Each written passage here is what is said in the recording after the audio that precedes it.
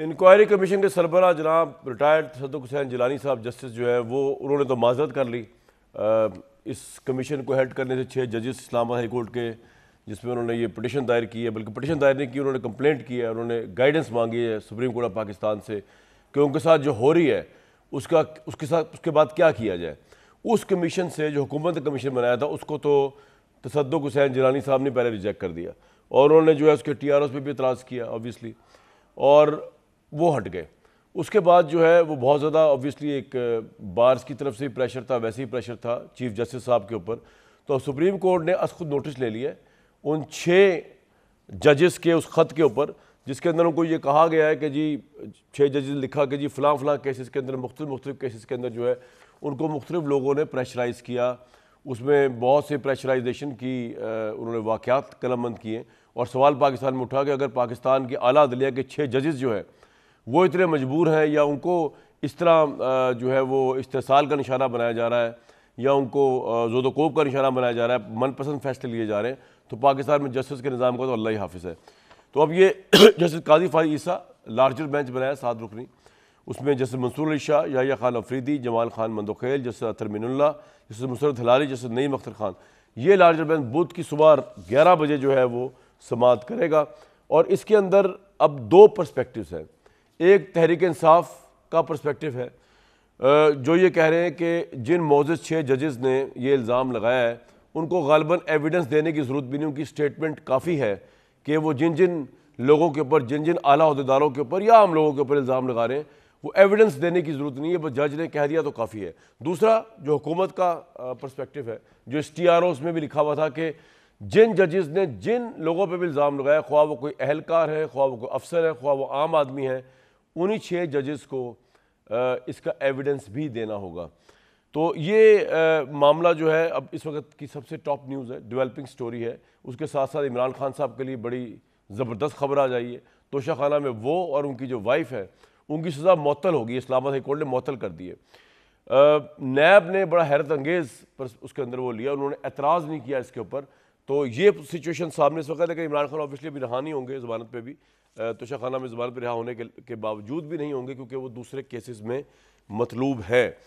तो ये सारा मामला चल रहा है। अब ये जजेस वाला मामला जो है इंटरेस्टिंग है बड़ा। उमर अयूब साहब आज तो बड़े खुश होंगे, वो कितने खुश हैं ज़रा आपको दिखा देते हैं। सेनेटर मुसद्दिक मलिक साहब, अहमद अवैस साहब और मुर्तज़ा सोलंकी साहब, बहुत वार्म वेलकम आप सब हजरात को।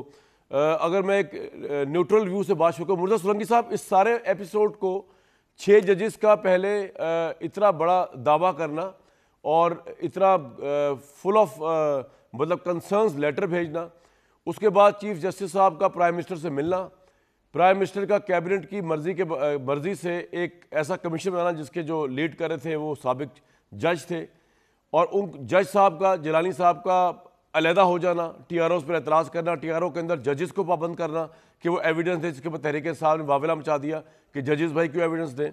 और अब खुद notice supreme court of Pakistan का, किस तरह देखते हैं आप, कितनी हंगामा खेज डेवलपमेंट है ये पाकिस्तान के कोर्ट के वालों में, और क्या इसमें से निकलता हुआ देख रहे हैं आप? देखें, जो इस तरह के जो इल्ज़ामात हैं मुख्तलिफ़ इदारों के काम के हवाले से, ये पाकिस्तान की सियासी तारीख़ में कोई नए नहीं हैं। अगर बहुत पीछे जाएंगे तो आप भुट्टो साहब के केस पे जाएंगे, अगर आप इसको फास्ट फारवर्ड करके आगे आ जाएं तो मैं आपकी तवज्जो दिलाऊंगा, आपने एक इंटरव्यू किया था दिसंबर 2016 में मरहूम साबिक सदर परवेज़ मुशर्रफ का, जिसमें आपने उनसे पूछा था कि जी आप बाहर कैसे निकले, अगर आपके पास हो तो आप ज़रा चला दें तो आपको पता चल जाए। तो उसको भी 8 साल हुए हैं, मैं चलवा रहा हूँ, जिसमें वो खुद कह रहे हैं कि जी हाँ, जी आप वो चलाना चाह रहे हैं। मैं चलवा दूं पहले आपको जी, जी मैं चलाना चाह रहा हूँ। वो बिल्कुल मुशर्रफ साहब ने भी इंटरव्यू दिया और बड़ी ब्रेकिंग न्यूज़ बना पूरे पाकिस्तान में। उन्होंने बताया कि उनको सेफ एग्जिट किस तरह मिला। चलाएं जी। जनरल रिटायर्ड अब्दुल कादिर बलोच का कहना है कि परवेज़ मुशर्रफ के मामले पर फौज के इदारे को तशवीश थी और जनरल राहिल शरीफ साहब ने आपको बचाया। Would you agree to that? Well, उन्होंने हेल्प ज़रूर किया। I am absolutely clear and grateful वो हमेशा मतलब एक मैं उनका बॉस रहा हुआ हूँ और मैं भी आर्मी चीफ रहा हुआ हूँ। ही हेल्प्ड आउट क्योंकि पॉलिटिसाइज्ड केसेस हैं, पॉलिटिसाइज मुझे ECL पे डाला हुआ है, पॉलिटिकल इशू बनाया हुआ है। सर ये लोग जरूर जानना चाहते होंगे मुशर्रफ साहब, सॉरी मैं आप कथा कलामी कर रहा हूँ, कि ये जब आप कहते हैं ना ही हेल्प यू आउट, वो किस तरह, क्योंकि एक मामला कोर्ट में चल रहा है, हुकूमत आपके खिलाफ हुई हुई थी, तो वो किस तरह हेल्प आउट होता है फिर आर्मी चीफ की तरफ से? नहीं, कोर्ट्स को इन्फ्लुएंस करना, कोर्ट्स और देखें ये कोर्ट्स जो अनफॉर्चुनेटली ये कहना पड़ता है जो कहना नहीं चाहिए, हमारी जुडिशरी, मुझे उम्मीद है कि ये कोई अदल और इंसाफ की तरफ आ जाएं। ये courts behind the scene pressure में काम कर रहे होते हैं, डिसीजन दे रहे होते हैं जी। अब बिहाइंड द सीन वो प्रेशर जो है उसको रिलीज़ करने में, उनसे डील करने में आर्मी चीफ का रोल था और उसकी वजह से वो कोर्ट ने जजमेंट नहीं, जजेस नहीं, गवर्नमेंट से और गवर्नमेंट ने फिर वो जिसके ऊपर प्रेशर डाल रहे थे जो कोर्ट्स के ऊपर, वो उन्होंने रिमूव किया, तो उन्होंने मुझे अलाउ कर दिया कि जी ट्रीटमेंट के लिए बाहर जाएं। अच्छा सर, ये बड़ी इंटरेस्टिंग तो बात है, दैट इज हाउ मैनिपुलेशन होती जी, कि आर्मी चीफ ने गवर्नमेंट से कहा कि आप दबाव ना डालें जजेस के ऊपर, जजेस ने आज़ादाना फैसला दे दिया, इस वजह से गवर्नमेंट ने दबाव डालना छोड़ दिया और आप चले गए बाहर। परवेज़ मुशर्रफ साहब बता रहे थे मुझे इंटरव्यू देते हुए कि किस तरह, जी बताई दिया उन्होंने जो बताया। जी मूसा साहब, आप कह रहे थे तो मैंने चला दिया, ये आपने कहा तो मैंने चला दिया, अब आपका आर्गुमेंट क्या है सर इसके ऊपर? मेरा दलील ये है कि इस तरह की बातें कोई आज पहली दफ़ा नहीं हो रही, लेकिन इस पर कोई सुओ मोटो नहीं हुआ। अब जो है वो आज जो हुआ है, आप ये देखें कि जो ख़त लिखा गया उसमें मुतालबा किया गया सुप्रीम जुडिशल काउंसिल में इस मामले को ले जाने का। सुप्रीम जुडिशल काउंसिल आर्टिकल 209 के तहत काम करती है, उसमें जजेस का जो कांडक्ट है उसके हवाले से फ़ैसले होते हैं। यहाँ पर जजेस के कांडक्ट का तो कोई मसला था ही नहीं। यहाँ पर एक इल्ज़ाम है मुख्तलिफ़ एजेंसीज़ के एहलकारों पर और वो संगीन इल्ज़ामात हैं, तो उन्होंने न ख़ुद उसका कोई नोटिस लिया, न इस्लामाबाद हाई कोर्ट ने लिया।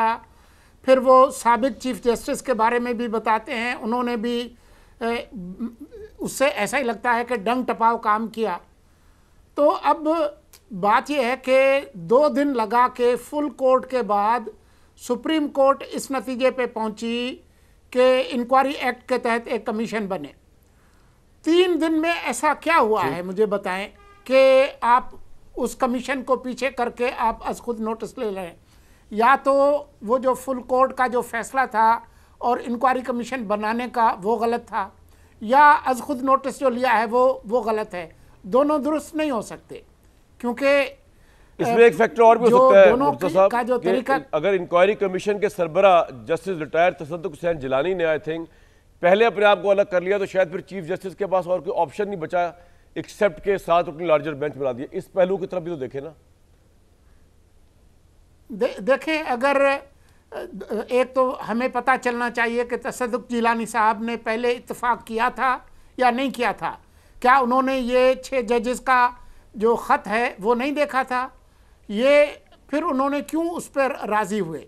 और फिर ये है कि अगर कोई एक जज या कोई कमीशन का हेड अगर माजरत करता है तो उस दूसरा सरबराह लगाया जा सकता है। जैसे इस दफ़ा मशवरा किया गया था उसी तरह से दोबारा भी मशवरा किया जा सकता है। तो मुझे ये बताएं कि अब अज खुद नोटिस लेके अब आप क्या करेंगे, किस तरीके से इंसाफ देंगे? जो इल्ज़ामात हैं वो बहुत संगीन हैं, लेकिन हर इल्ज़ाम जो है उस पर कोई ट्रायल चलेगा। सुप्रीम कोर्ट तो कोई ट्रायल कोर्ट नहीं है, तो क्या करेंगे इस मामले को? या वैसे आपसे पूछ लेते हैं, लेकिन मैं आपको बता दूं कि जब जो प्राइम मिनिस्टर को लिखा है उन्होंने लेटर, तसद्दुक़ हुसैन जिलानी साहब ने जो है, उन्होंने कहा है कि बेसिकली जो 6 मौजूद जजेस इस्लामाबाद हाई कोर्ट के, उन्होंने तो ये कहा है कि सुप्रीम जुडिशल काउंसिल जो है इस सिलसिले में गाइड करे या कार्रवाई करे। तो मेरा तो ये इस्तेहकाक बनता ही नहीं है कि बीइंग अ रिटायर्ड जज मैं एक इंक्वायरी कमीशन जो हुकूमत ने अपॉइंट किया है वो इसका हल नहीं है। उन्होंने इसलिए भी किया, उन्होंने आई थिंक TROs का भी मेंशन किया है, जिसमें एक बड़ा अहम TRO ये भी था कि जजेस एविडेंस दे। लेकिन अवैध साहब से पूछ लेते हैं, अहमद अवैध साहब, आज का दिन जो है वो तहरीक इंसाफ कम से कम 2 लिहाज से खुश है। तोशा खाना के मामले पे ऑब्वियसली जमानत हुई है, लेकिन इमरान साहब बिहार हुसैन या दूसरे केसेस में है। लेकिन पहले ये सर, ये इसको आप किस तरह देखते हैं, इसको क्या समझा जाए कि जिलानी साहब जो है वो बैकफुट पे चले गए तो सुप्रीम कोर्ट बीच में आ गई, या सुप्रीम कोर्ट ने पहले ही माइंड बना लिया था कि हुकूमत का ये जो कमीशन है इसको रिजेक्ट करना है और आज खुद नोटिस लेना, अगर रिजेक्ट ही करना था तो पहले ये बनाए क्यों फिर? अहमद अवैस और मंसूर जो आप मुर्तज़ा सोलंकी साहब की बातों का भी जवाब दे सकते हैं। जी जी जी सर। पहली बात का जवाब तो ये है कि एक तबस्सुम है मेरे पास सब हवादस का जवाब, और दूसरी बात यह है कि ये कमीशन देखिए सदक जिलानी साहब ने मेरे ख्याल में बहुत अपराइट आदमी हैं, और मैं उनको उस ज़माने से जानता हूँ जब अभी वो लॉ ऑफिसर थे, तो उस ज़माने से उनका एक बड़ा अपराइट कैरेक्टर है, और एज ए जज and then as a chief justice. तो यहाँ पर उन्होंने गालिबन शायद पहले इस डिटेल से ना पढ़ा हो, और बाद में जब उन्होंने गौर से लेटर को अच्छी तरह से देखा पढ़ा और उसके बाद उन्होंने एक माइंड बनाया कि ये तो एड्रेस हुआ है सुप्रीम जुडिशल काउंसिल को, तो सुप्रीम कोर्ट और सुप्रीम जुडिशल काउंसिल एक रेलेवेंट इंस्टीट्यूशन है इसके लिए, लिहाजा वो एक आउटसाइडर जो एक रिटायर्ड जज हैं और एक कमीशन जुडिशल कमीशन के चेयरमैन की हैसियत से या सरबराह की हैसियत। लेकिन अवैस साहब एक बात बताइए कि इसमें सुप्रीम जुडिशल काउंसिल कहाँ आती है? क्योंकि ये जजेस के कंडक्ट के हवाले से तो मामला नहीं था ना, वो तो जजेस कंप्लेंट कर रहे हैं जो मुर्तज़ा सोलंकी साहब ने पॉइंट है, तो सुप्रीम जुडिशल काउंसिल कहाँ आएगी यहाँ पे, क्यों आएगी आपके नज़दीक? देखिए बात यह है कि उन्होंने ये नहीं कहा कि वहाँ उनको फैसला देना है। आप देखिए ना उनका ख़त, उनको पूरे ख़त को अगर आप पढ़ें तो उन्होंने तो ये तसलसल शुरू हुआ है पिछले साल से 2023 से। उन्होंने पहले इस्लामाबाद हाई कोर्ट के चीफ जस्टिस से बात की, ख़त लिखा उनको, उनसे सारी डिटेल से बातचीत हुई, फिर उसके बाद उन्होंने जस्टिस बंदयाल साहब से बात की, जिसके पहली दफ़ा तो वहाँ उनके पास वो इजाज़ुल हसन साहब भी मौजूद थे। फिर उसके बाद उन्होंने दोबारा जब वहाँ पे उनको लेटर भी लिखा, फिर वहाँ उनसे बात हुई, और उसके बाद सीनियर यूनिट जज थे उस वक्त आज के चीफ जस्टिस काजी फैज़ीसा साहब, उनसे बात हुई, लेकिन किसी ने इसका जिस तरह इसका इतने अहम इशू को जैसे ख्याल करना चाहिए था, नोटिस लेना चाहिए था, और बड़ा सीरियस इशू था और बहुत बड़ा इशू था, किसी ने तवज्जो नहीं दी। और गालिबन उन्होंने फिर वो लेटर आपने देखा होगा जो इन्होंने इस्लामाबाद हाई कोर्ट के चीफ जस्टिस को लिखा, उन्होंने भी इतनी बात कि उनका जी मैंने वो आगे लिख दिया है, कर दिया है, और कोई नोटिस नहीं लिया गया। फिर इन्होंने एक जो सबऑर्डिनेट जुडिशरी के इसका आपके ख्याल में अवैस साहब इसका दो सवाल, बिल्कुल ठीक आपको पॉइंट, दो सवाल अवैस साहब। एक तो ये कि इस TOR में क्या प्रॉब्लम है कि अगर जिन छह मौजूद जजेस ने इल्ज़ाम लगाया है, जिस किसी पे भी लगाया है, तो उसका वो एविडेंस दें, इसमें कोई प्रॉब्लम तो नहीं है, और अगर एविडेंस ना दे तो फिर केस कोई नहीं बनता। नहीं तो एविडेंस देंगे। देखिए ना, ये जब प्रोसीडिंग ये शुरू करेंगे, और एक बात आपको बता दूं ना, चाहिए तो ये था कि ये फुल कोर्ट जब ये जजेस सेटिस्फाई हो गए और कन्विंस हो गए, तो चाहिए ये था कि ये इतना बड़ा इशू था कि इसकी फुल कोर्ट बेंच बनता इसका, और उससे पहले ये भी मुनासिब था जैसे उन्होंने सजेस्ट किया था उसके अंदर कि एक जुडिशल कन्वेंशन बुलाई जाती, ताकि ये तो 6 जजेस हैं जिन्होंने ये कंप्लेंट की, जब सारे जज साहबान बैठते और चीफ साहब के सामने बैठ के आपस में बड़े फ्रैंकली बातचीत होती और अपनी अपनी तमाम प्रॉब्लम को बताते, तो शायद ये 6 की जगह 600 कंप्लेंट्स आ जाती सामने। अवैस साहब एक प्रॉब्लम है इसके अंदर, आप तो लॉ को ज़्यादा समझते हैं, अगर ये फुल कोर्ट बन जाता, मतलब सुप्रीम कोर्ट के तमाम जजेस आए थे, तो इसमें आपको पता है उसको नोटिस में अपील का राइट भी दे दिया गया है। तो अगर अब ये 7 रुकनी बेंच जो है, ये अगर कोई ऐसा फैसला देता है जो तो लार्जर बेंच अगर फुल कोर्ट बना दिया फिर अपील इसके सामने होती, तो ये तो अच्छी बात होगी कि 7 ये आ गए। अब अगर इनका फैसला समझ में ना आया तो इसके ऊपर एक अपील जा सकती है जो लार्जर जो फुल कोर्ट। जी हो गई, वो तो मैं कह रहा हूँ बन गया, अच्छी बात है, बन गया। मैं वैसे बात कर रहा हूँ कि वो बनता वही ठीक था, लेकिन बन गया। नहीं मैं आपको बता रहा हूँ फुल कोर्ट इसलिए नहीं बना, मैं आपको बता रहा हूँ फुल कोर्ट इसलिए नहीं बना। जी मैं समझ गया हूँ, ये ठीक कह रहे हैं आप। अच्छा, मैं आपसे अर्ज अगली बात कर रहा हूँ, मैं कह रहा हूँ कि आर्टिकल 184(3) के तहत जब प्रोसीडिंग शुरू होंगी तो ये इंक्विजिटोरियल प्रोसीडिंग होंगी। इंक्विजिटोरियल प्रोसीडिंग होती है जिसके अंदर सुप्रीम कोर्ट जो है उसके पास ये जुरिस्डिक्शन होती है कि वो they can go deep into the matter, पूरी उसकी इंक्वायरी डिटेल बीच में घुस सकते हैं, जाके देख सकते हैं और उसके लिए वो एविडेंस में रिकॉर्ड कर सकते हैं। वो किसी एक जज को, अपने ही सुप्रीम कोर्ट के किसी एक जज को मुकर्रर भी कर सकते हैं कि आप इनकी स्टेटमेंट वगैरह ये है या रिकॉर्ड करके हमारे सामने पेश की जाए।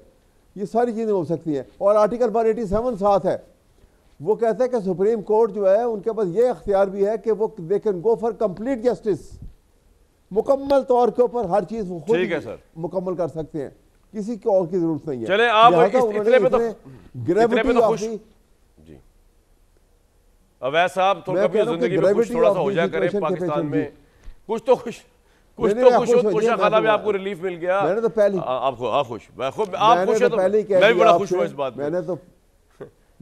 मैंने तो पहले ही कह दिया आपसे कि एक तबस्सुम है मेरे पास, अब हवादिस का जवाब, मैं तो खुश हूँ।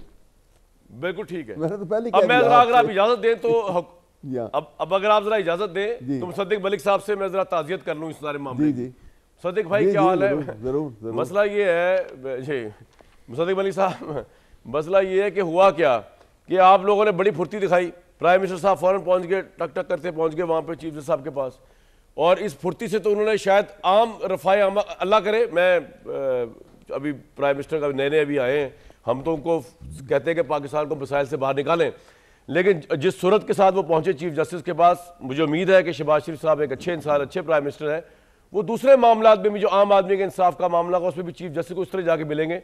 पहुंच गए, पहुंचने के बाद उन्होंने जो भी हाल दिल सुनाया अपना और जो किया, और उसके बाद उन्होंने कहा जनाब ये एक हल है, और चीफ जस्टिस साहब भी मान गए उस लम्हे कि जी एक रिटायर्ड जज साहब जो है वो एक कमीशन जो है जिसको कैबिनेट बनाएगी उसके आगे जो है ये मामला रखा जाएगा।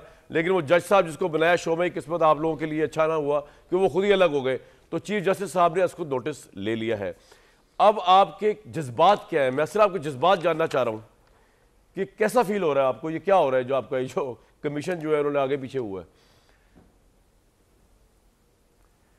जी मैं समझता हूँ बड़ी अच्छी चीज़ है। सबसे पहली बात तो ये है कि जो हिदायत आई थी वो सुप्रीम कोर्ट की तरफ से आई थी कि आप एक कमीशन बना दें, और उससे पहले सुप्रीम कोर्ट ने फुल बेंच ने बैठ के आपस में ये बात की थी कि ये जो हमें ख़त आया है 6 मोअज़्ज़ज़ जजों का, इसका क्या किया जाए। यानी बेहतरीन काम तो यही था कि उसी वक्त सुओ मोटो लेके उसको आगे बढ़ा दिया जाता, लेकिन बेहतर ये जाना उस वक्त चीफ जस्टिस ने और फुल कोर्ट के तमाम जो जजेस थे उनने ये जाना कि हुकूमत को हिदायत की जाए कि एक कमीशन बना दिया जाए। तो उसकी मुताबिकत से एक कमीशन बना दिया गया, और उसके TORs क्या थे? इसके TORs ये थे कि ये तमाम चीज़ें जो इस ख़त में कही गई हैं बाकायदा तौर पे इसकी तहकीक की जाए। किसकी तहकीक की जाए? तहकीक उसकी की जाए जिसने मुबैना तौर पे जुर्म किया है। यानी अगर ये कहा जा रहा है कि कैमरे लगे हुए थे तो किसी ने कैमरे लगाए हैं, वहाँ पे कोई ठेकेदार होगा, वहाँ पे किसी की रिस्पॉन्सिबिलिटी होगी, क्योंकि जो जजेस होते हैं उनके घरों की ज़िम्मेदारी ऐसे तो नहीं होती कि बस किसी को आवाज़ दी कि आजा भाई ये ज़रा मेरी लाइट ठीक कर दे। तो बाकायदा जिन लोगों की ज़िम्मेदारी है, जिस महकमा की ज़िम्मेदारी है, उसकी इन्वेस्टिगेशन होनी थी। उसके बाद दूसरा TOR का कंपोनेंट ये था कि जब आप इन्वेस्टिगेट कर लें तो ज़िम्मेदारी का तयन करें और अप्रोप्रिएट करें कि किसकी ज़िम्मेदारी थी, अगर ऐसा हुआ है तो किसने किया है, किसके हुक्म पे हुआ है।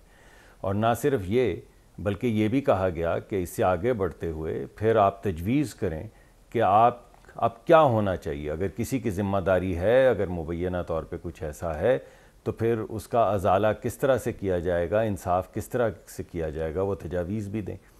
और ये करने में 3 किस्म की क़ुव्वतें जो हैं वो कमीशन के हवाले की गई। पहले तो सिविल जज की ताकत जो है उनके हवाले की गई, मगर फिर अगर आप वो पढ़ लें जो अप्रूव की काबीना ने जो फैसला किया था तो उसमें क्रिमिनल अप्रोप्रिएशन लेकिन वो तो अब आपने जिनको अपॉइंट किया उन्होंने उसको रिजेक्ट कर दिया ना सर, और सुप्रीम कोर्ट के चीफ जस्टिस ने भी सोचा कि आपने गलत किया, ये कैबिनेट ने, उनको खुद नोटिस लेना चाहिए। वो मामला तो खत्म हो गया ना सर, आगे चलते हैं ना। अब मुझे ये बताइए, तो बहुत अच्छा हुआ कि जिस तरह अवैस अहमद अवैस साहब, एक मैं आखिरी बात जी आप कहिए, माफी चाहता हूँ मैं। नहीं आप बताएं आखिरी बात कर लें।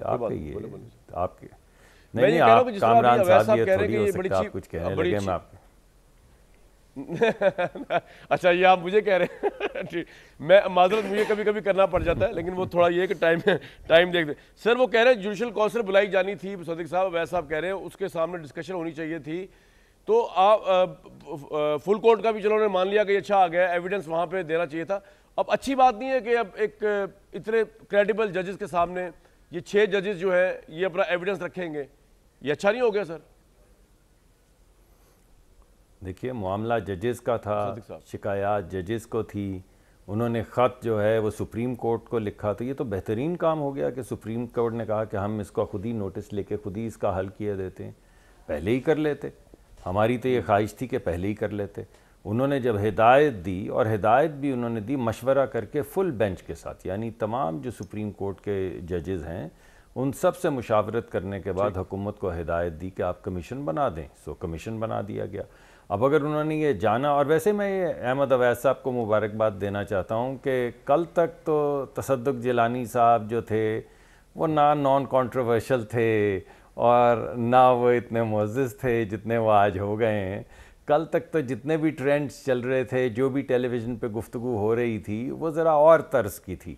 आज अगर उन्होंने अपने आप को रिक्यूज़ कर लिया है तो आज गुफ्तगू जो है बिल्कुल मुख्तलिफ़ तर्ज की हो रही है। तो एक तरह से अहमद अवैस साहब को मैं, अहमद अवैस साहब को नहीं, क्योंकि ये तो मेरे भाई हैं और बेइंतहा बेहतरीन तरीके से अपना मुद्दा बयान करते हैं, लेकिन पार्टी को मैं ये ज़रूर मुबारकबाद दूंगा कि उनके सोशल मीडिया की जो ट्रेंडिंग होती है, जिसके ज़रिए इससे पहले वो फ़खरुद्दीन जी इब्राहीम को भी मिलाइन कर चुके हैं, और उसके बाद वो भले से इनके अपने इलेक्शन कमिश्नर थे जस्टिस वजीउद्दीन, उनको भी मिलाइन कर चुके हैं, और अब जस्टिस तसद्दुक़ जिलानी साहब को भी मिलाइन कर दिया था। तो उन्होंने क्यों एक अच्छे आदमी जिनकी अच्छी रेपुटेशन है, वो कैसे भाई पीटीआई के ट्रोल्स का मुकाबला करे? तो उनने ये बेहतर जाना कि मैं अपने आप को इस केस से अलहदा ही कर लूँ। मगर जो हुआ इस पे मैं एग्री करता हूँ अहमद अवैस साहब की बात से कि अच्छा हुआ। सुप्रीम कोर्ट का मामला था, अदालत का मामला था, जजेस का मामला था, जजेस के सामने पेश हुआ था, जजेस ही ने उसका नोटिस ले लिया, जजेस ही फैसला कर लेंगे, जजेस ही इन्वेस्टिगेट कर लेंगे। तो ये तो बहुत अच्छा हुआ, इसमें क्या बुरा है? राइट अवैस साहब, ब्रेक से पहले क्विकली सर, ये जजेस 6 जो है ये कोई खासे बेबस से नजर आए मुझे, क्योंकि जज जो होता है, जहाँ तक मेरी अंडरस्टैंडिंग है, अगर किसी ने उनको अप्रोच किया भी था तो उनको पहली बात तो सुबह उठ के तौहीन अदालत का नोटिस सर्व करना चाहिए था, और अगर तौहीन अदालत का नोटिस वो सर्व करने की किसी जज की सकत नहीं है तो उसको रिज़ाइन कर देना चाहिए। लेकिन मुझे ये लगा कि ये मामला जो बहुत अरसे से चल रहा है, इसके ऊपर ना उन्होंने तौहीन अदालत का नोटिस सर्व किया। अगर मेरे जैसा बंदा किसी जज को ट्वीट भी गलत कर दे तो शायद मुझे तौहीन अदालत का नोटिस आ जाए। तो वो कोई भी हो, ख्वाह पाकिस्तान में जो भी हो, जज तो जज ही होता है ना, वो तौहीन अदालत का नोटिस भी उन्होंने सर्व नहीं किया। और दूसरा पहलू ये कि अगर वो नहीं किया तो फिर रिजाइन भी नहीं किया। अब ये मामला वहां चला गया, तो इतने अरसे से ये मामला दबा हुआ था, तो हिम्मत पकड़ने में हमारे जजेस को कुछ टाइम लगा। किस तरह देखते हैं आप, इसका क्या इंपैक्ट जाएगा आम लोगों के ऊपर? देखिए, अब ऐसा ये उसकी वजह यह है कि आप अक्सर औकात, बल्कि चाहिए ये होता तरीका भी यही है कि आप अपने मद्दे मुकाबल को देख के उसकी ताकत का अंदाज़ा लगाते हैं, और उसके बाद आपने अपने दिल में एक फैसला करते हैं कि भाई इसके साथ मैं इस तरीके से निपट सकूंगा, वरना शायद ये इतना ताकतवर है कि ये मुझे ज़ेर कर लेगा।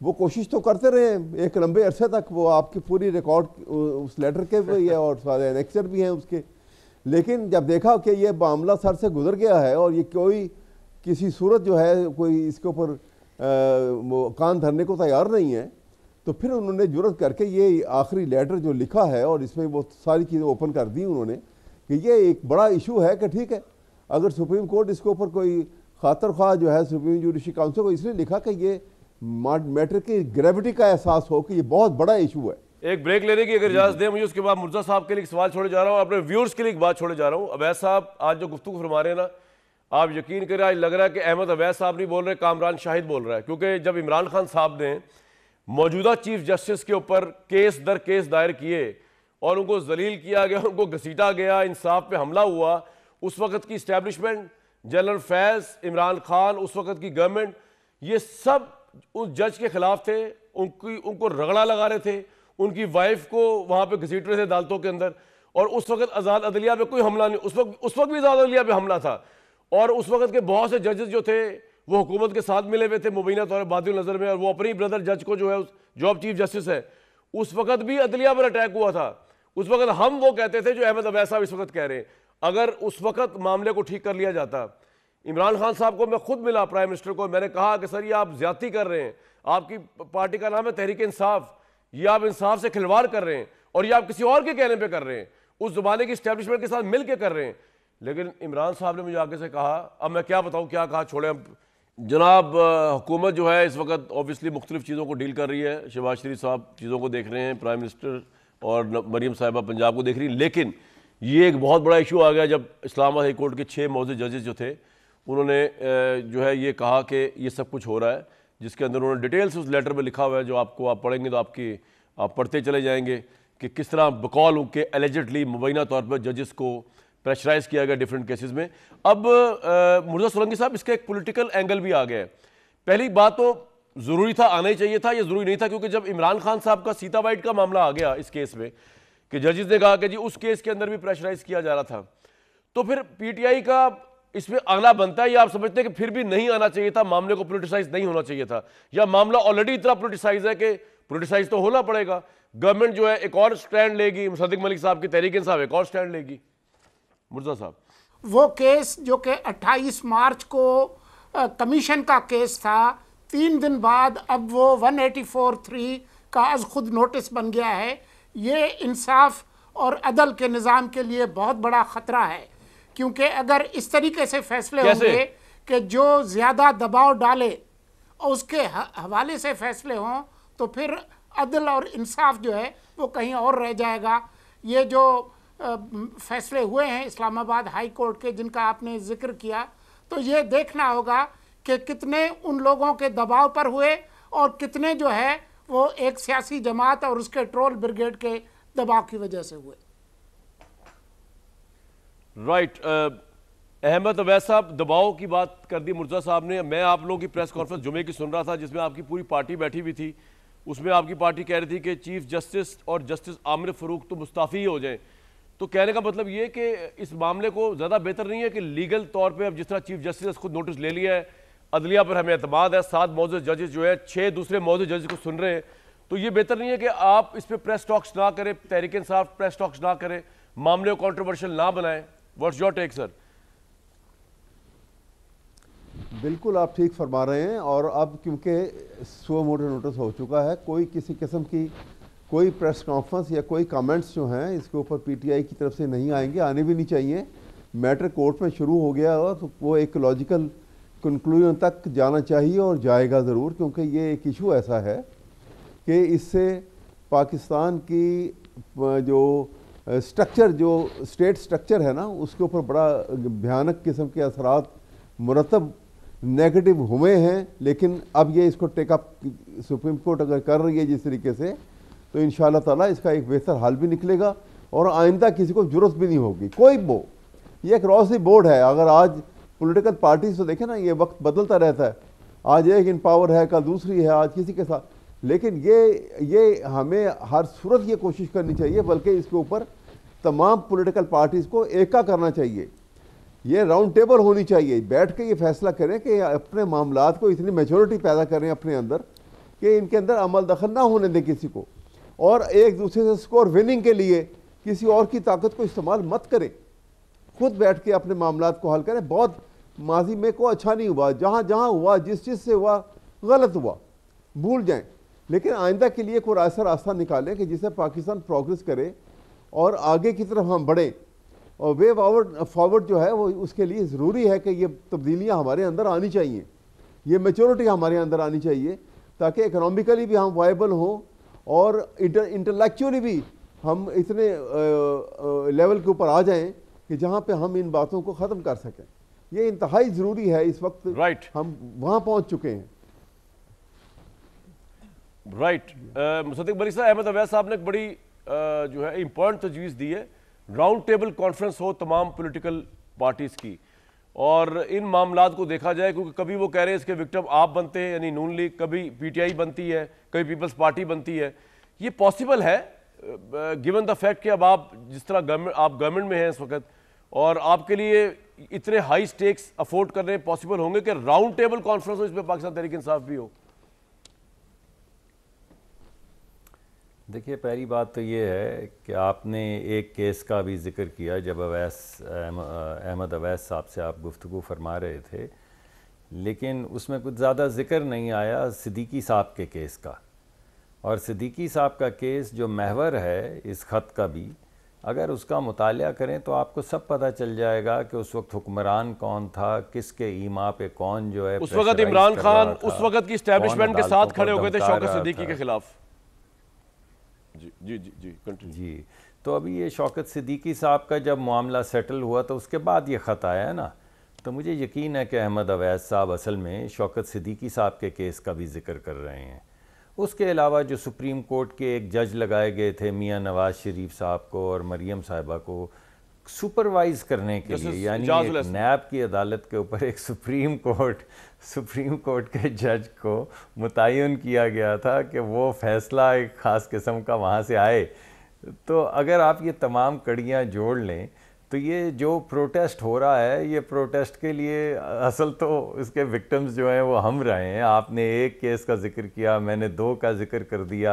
अभी मैंने ये नहीं कहा कि नवाज शरीफ साहब को उनको अपने बेटे से तनख्वाह ना लेने पे ना अहल किया गया, या मरियम साहिबा को उनके वकील का यानी आप देखें कि मरियम साहिबा के वकील ने एक फॉन्ट डाउनलोड किया जिसकी वजह से उन्हें 9 साल सज़ा दे दी गई। चलिए छोड़िए इस बात को।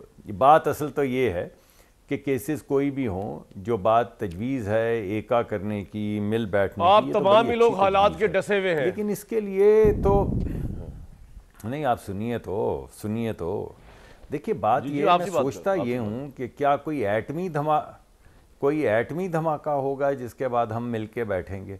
क्योंकि जब मुल्क में जंग हो गई थी, मुल्क पे हमला हो गया था, उस वक्त तो खान साहब बैठे नहीं हमारे साथ, हाथ नहीं मिलाया। आज भी जब जेल में कोई उनको मिलने जाता है तो वो कहते हैं इनसे बात नहीं करनी, इनसे हाथ नहीं मिलाना। तो हाथ क्या दीवार से मिलाएंगे, हाथ हवा से मिलाएंगे, किससे मिलाएंगे?